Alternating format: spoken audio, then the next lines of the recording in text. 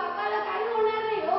मदत करा त्याला आणि मदत करा, नक्की करा. पण माझ्या बाप गेल्यानंतर माझ्या आईने घाबरायला नाही पाहिजे.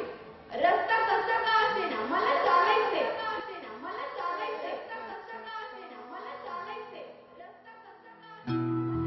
शेतामधुनी दरी खोऱ्यातून